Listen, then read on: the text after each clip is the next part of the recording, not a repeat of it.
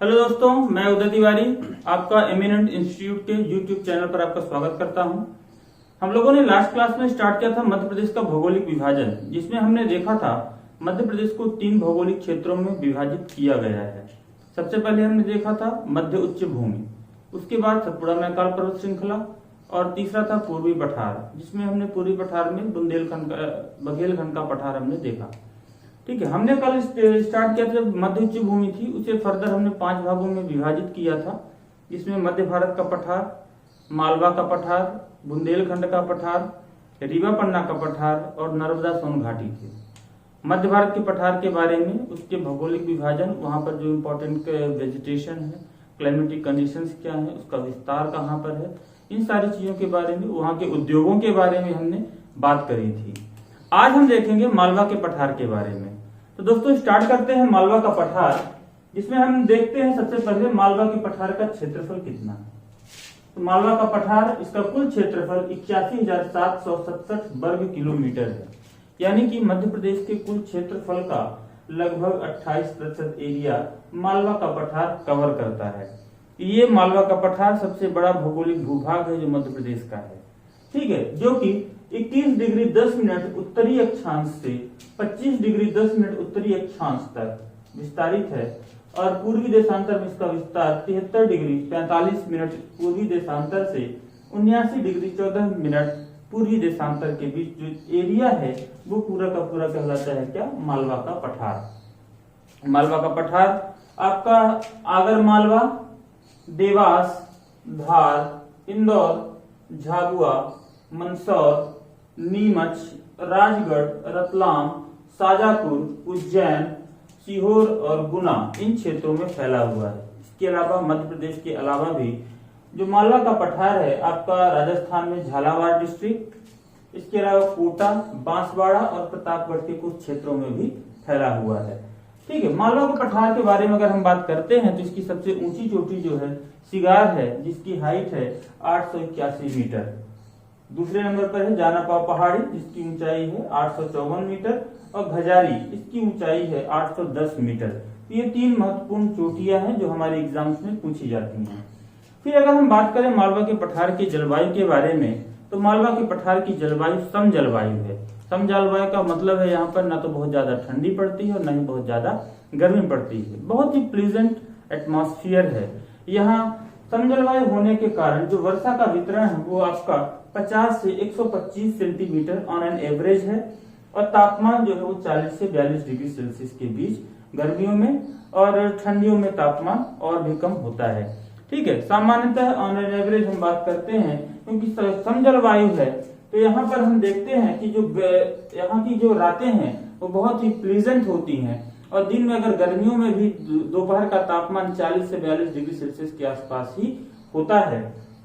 यहाँ सुबह बहने वाली जो ठंडी हवा है, कूल मॉर्निंग विंड, इसे हम कारामन बोलते हैं, और जो शाम को बहने वाली जो ब्रीज है, इवनिंग ब्रीज को हम बोलते हैं सब ए मालवा। सबे मालवा ये मुगल काल में यहाँ पर बहने वाली हवाओं को कहा गया था। ठीक है, मुगल काल से ये शब्द आता है सबे मालवा। सब का मतलब होता है उर्दू में नाइट, रात्रि। तो इस तरीके से इवनिंग ब्रीज को हम यहाँ सबे मालवा के नाम से बुलाते हैं। आगे हम देखते हैं मालवा के पठार में बहने वाली जो प्रमुख नदियां हैं। मालवा के पठार के पश्चिमी भाग में बहती है माही नदी। ध्यान रखेंगे, माही नदी वह नदी है जो कर्क रेखा को 2 बार क्रॉस करती है। ठीक है, ये धार जिले से निकलती है। फिर चंबल है, चंबल नदी। चंबल नदी आपका जानापाव पहाड़ी महू से इसका उद्गम स्थल है। बेतवा कुमरा गांव रायसेन से इसका उद्गम स्थल है। धसान छिप्रा नदी आपका उज्जैन में, छिप्रा नदी के किनारे ही आपका उज्जैन में सिंहस्थ मेला लगता है जो हर 12 वर्ष में लगता है। यहीं पर रामघाट है और बहुत सारे टूरिस्ट प्लेसेस यहाँ पर उज्जैन में बसे हुए हैं। ठीक है, पार्वती नदी है आपका सीहोर जिले से निकलती है। इसके अलावा गंभीर यहाँ की प्रमुख नदी है जो मालवा के पठार से होकर प्रवाहित होती है। वनस्पतियों के बारे में अगर हम बात करेंगे, क्योंकि हमने देखा है कि यहाँ रेनफॉल 50 से 120 डिग्री सेंटीमीटर के आसपास होती है, इसलिए यहाँ पर ज्यादातर आपको ट्रॉपिकल ड्राई फॉरेस्ट देखने के लिए मिलते हैं, जिसमें आपको टीक वुड यानी कि सागौन, टेक्टोना ग्रैंडिस, साल, शीशम, बबूल, ऐसे कांटेदार झाड़ियां हर तरफ से आपको देखने के लिए मिलते हैं।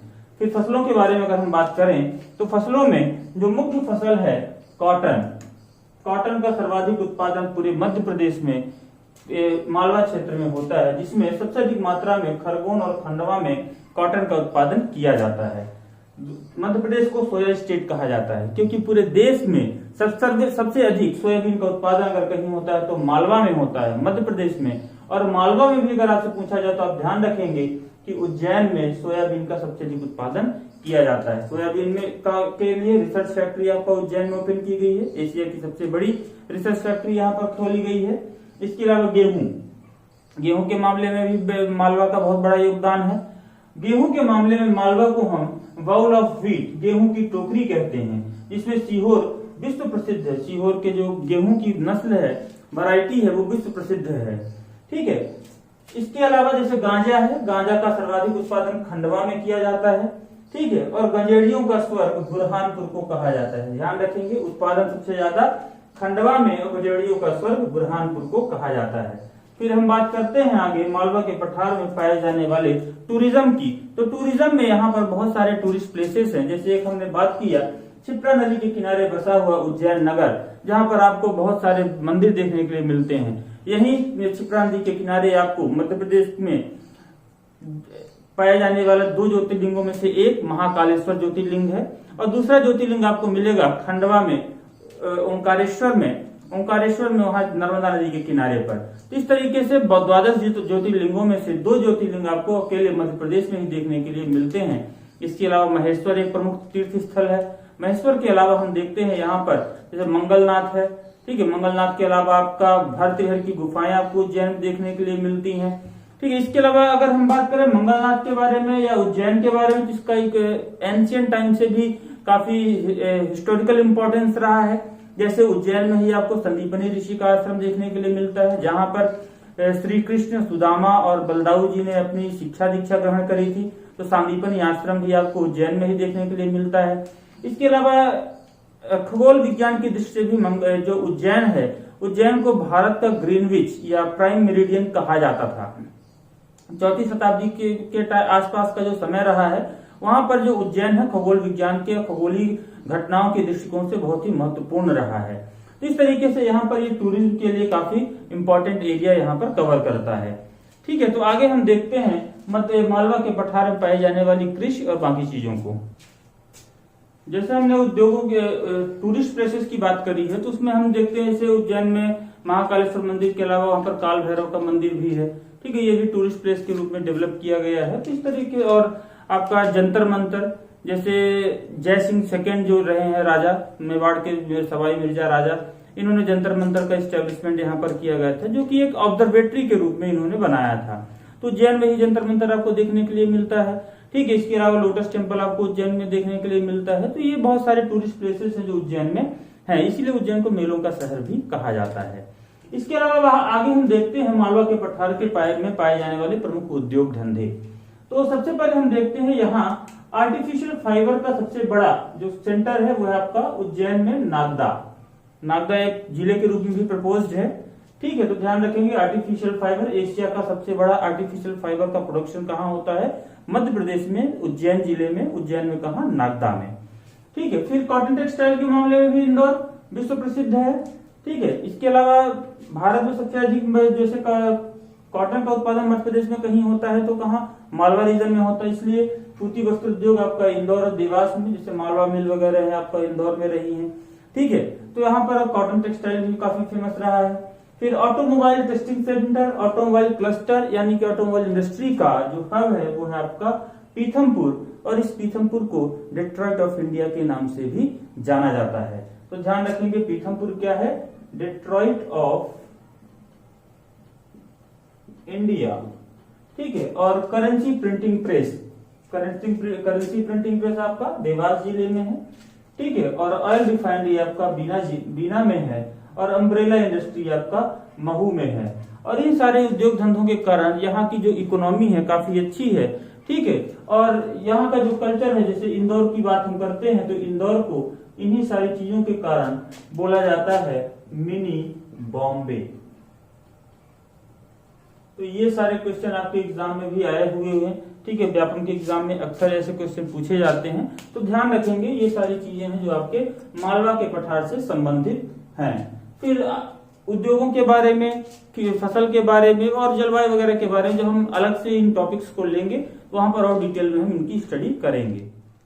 तो दोस्तों हम स्टार्ट करते हैं नर्मदा सोन घाटी। अगला जो मध्य उच्च भूमि का तीसरा भूभाग है नर्मदा सोन घाटी, इसके बारे में हम देखते हैं कि ये मध्य प्रदेश की कुल क्षेत्रफल का लगभग 27% एरिया कवर करता है नर्मदा सोन घाटी, जो कि आपका अलीराजपुर, बड़वानी, देवास, सीहोर, धार, खरगोन, खंडवा, हरदा, होशंगाबाद, नरसिंहपुर, जबलपुर, डिंडोरी, मंडला, अनूपपुर और बैतूल जिलों में विस्तारित है।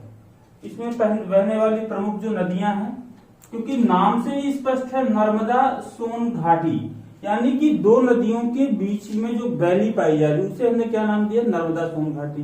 यानी कि ये वह घाटी है जहां पर दो प्रमुख नदियां बह रही हैं, नर्मदा नदी और सोन नदी।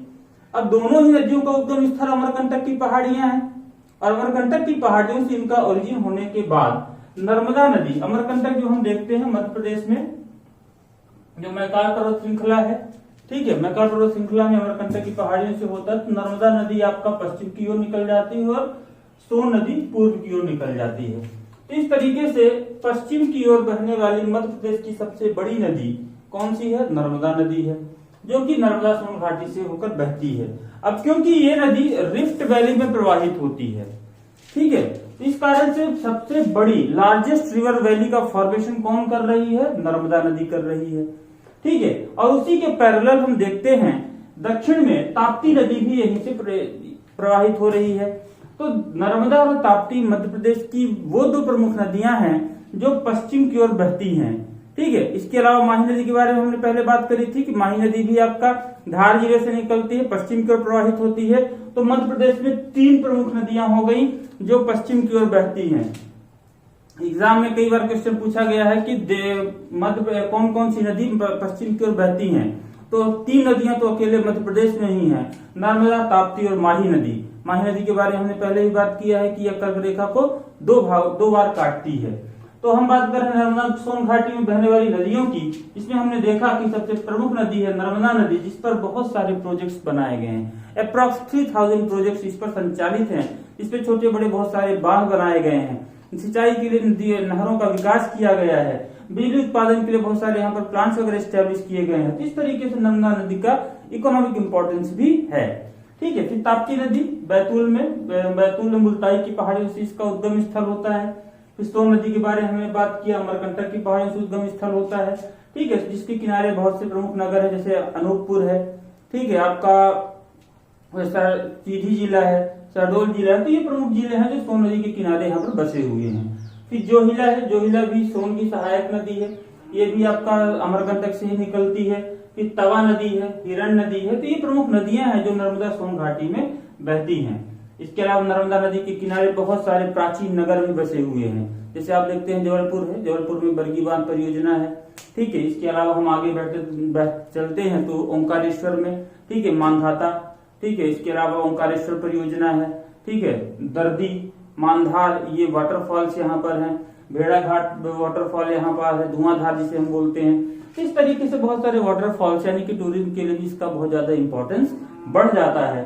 फिर हम आगे बात करते हैं खनिज के बारे में। तो नर्मदा सोन घाटी में जो प्रमुख खनिज हैं, एक तो चूना पत्थर है, बुझे हुए चूना का पत्थर, ठीक है, मैग्नीज है, संगमरमर है। आप ध्यान रखेंगे जहां लाइमस्टोन मिलेगा वहां संगमरमर अपने आप मिलता है, ठीक है। ये मेटामॉर्फिक रॉक्स होती हैं जो कि बाद में अपना रूप बदलकर कैंथरित चट्टानें जो कि संगमरमर में तब्दील हो जाती हैं।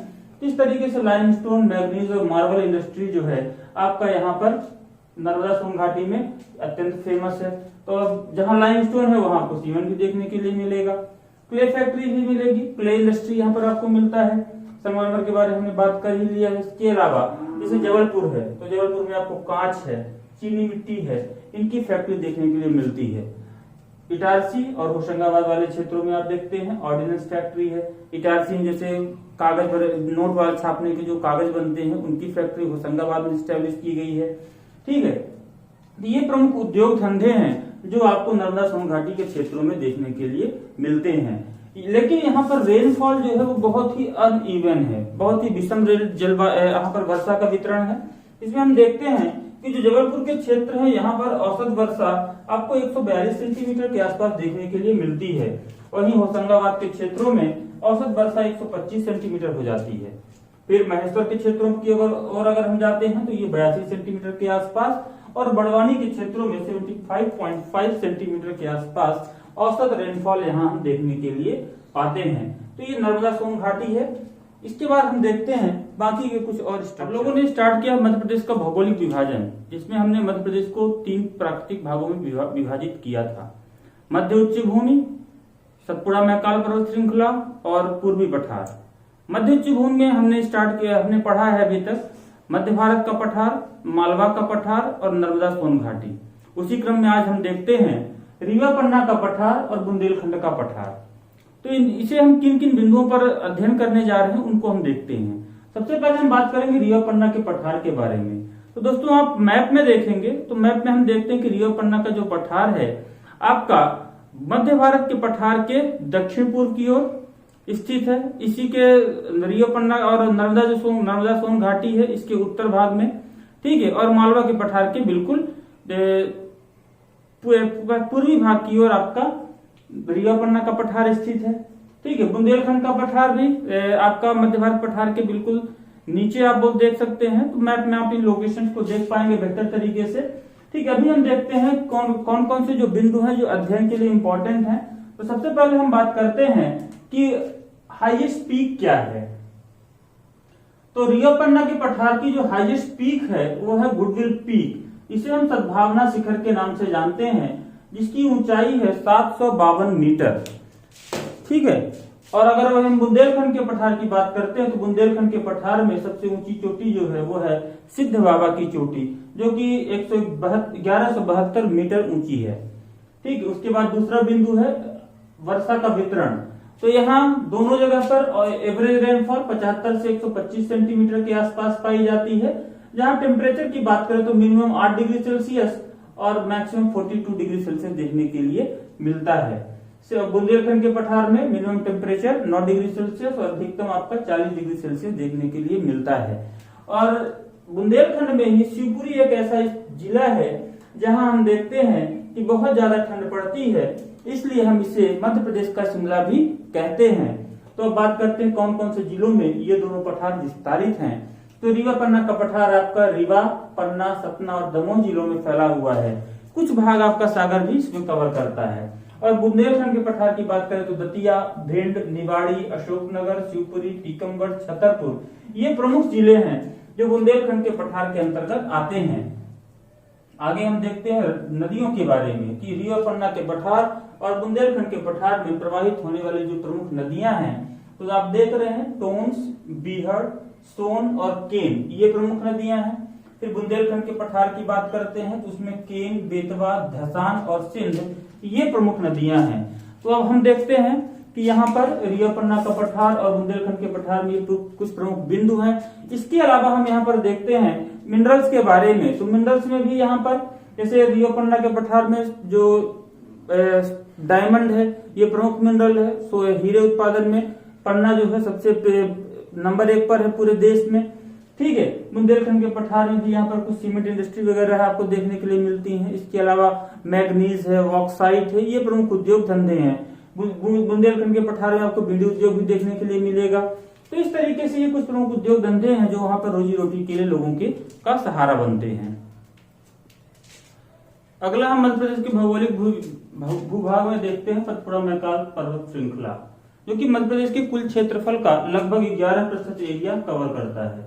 आप यहाँ मैप में देख पा रहे हैं तो नीचे ये जो पूरा एरिया है सतपुड़ा मैकाल पर्वत श्रृंखला है, ठीक है। जिसमें हम देखते हैं सतपुड़ा मैकाल पर्वत श्रृंखला जो है 3 अलग अलग भागों में विभाजित है।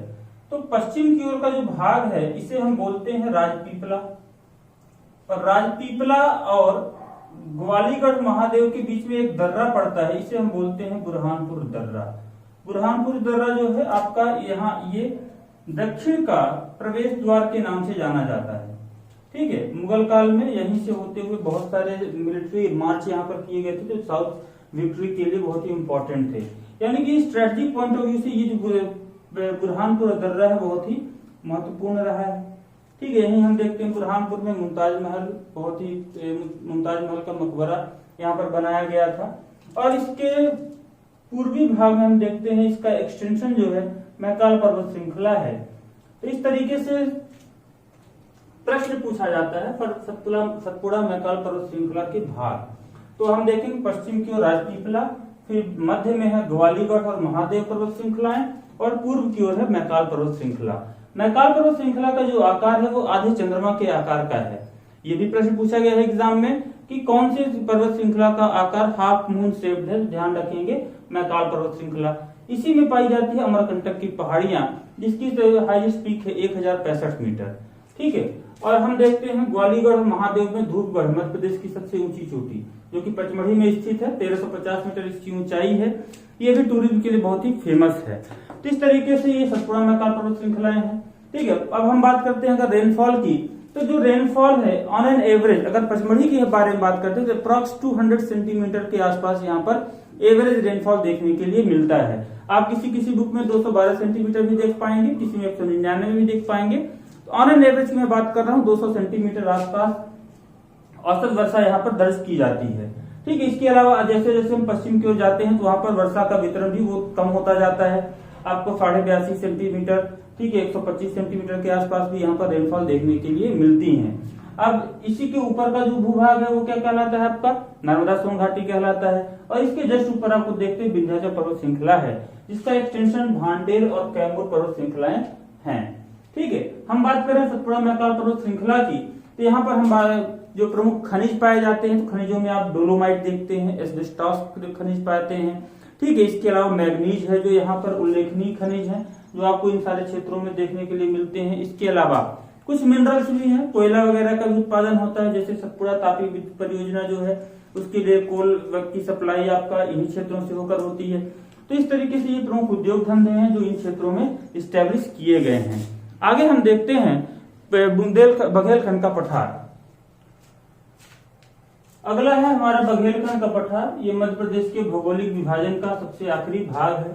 ठीक है, जो कि मध्य प्रदेश के कुल क्षेत्रफल का लगभग 7% एरिया कवर करता है। इसमें हम देखते हैं कि जो प्रमुख जिले हैं आपका एक तो ये सिंगरौली जिला है। ठीक है, सिंगरौली से जुड़ा हुआ सीधी जिला है। ठीक है, फिर आप उमरिया, शहडोल, ठीक, थोड़ा बहुत जो क्षेत्र है आपका कटनी का है। तो ये प्रमुख जिले हैं जो आपका बघेलखंड के पठार का निर्माण करते हैं। इसमें प्रमुख नदियां हैं सोन, टमस या टोन्स और जोहिला नदी। इसके अलावा हसदो नदी भी यहाँ पाई जाती है।